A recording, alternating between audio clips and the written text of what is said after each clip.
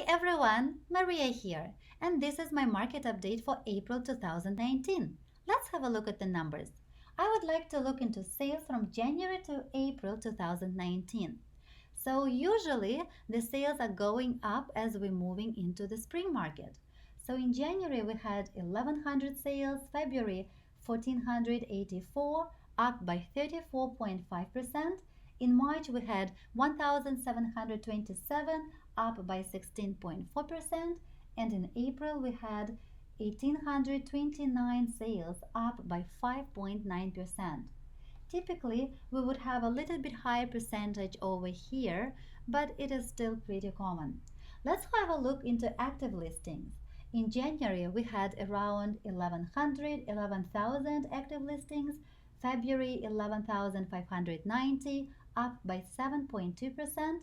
In March, 12,774, up by 10.2%, and in April, we had 14,357 active listings, which were up by 12.4%. If we look right here, where the new inventory is going up by 12.4% and the number of sales are up only by 5.9%, what does that do to the market? Is the market softening or strengthening? Yes, the market is softening. Unfortunately, I would like to have better news, but it is what it is. And what does it do to the month of inventory?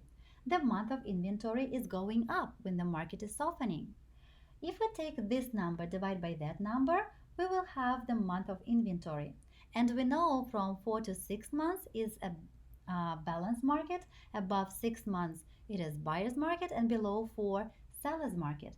So back in January we had 8.9 months of inventory, in February 7.8, March 7.4, and in April 7.8. So we are back where we were in February. Why is that happening? Because we are taking more new listings and the ratio of new listings going substantially up compared to the ratio of sales. So if we look where the month of inventory dropped from February to March, we could see that the active listings increased on 10.2%, but sales increased much more to 16.4%.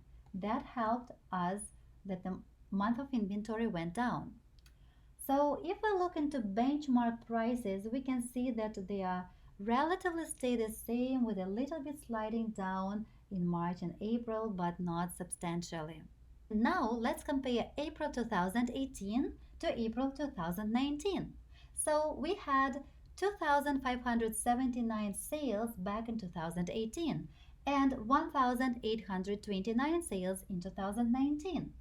Also, active listings, we had 9,822 in 2018 and 14,357 in 2019.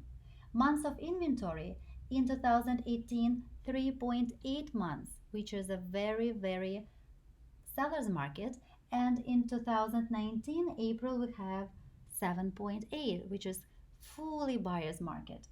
So this is a big difference.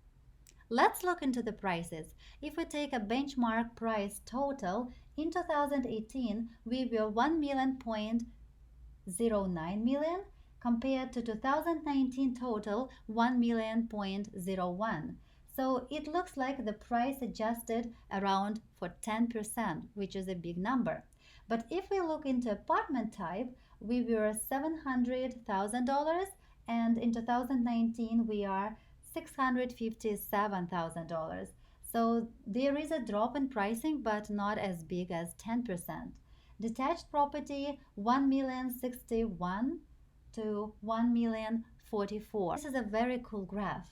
Here we can see the months of inventory and here is the time, and we will compare 3 different years, 17, 2018 and 2019.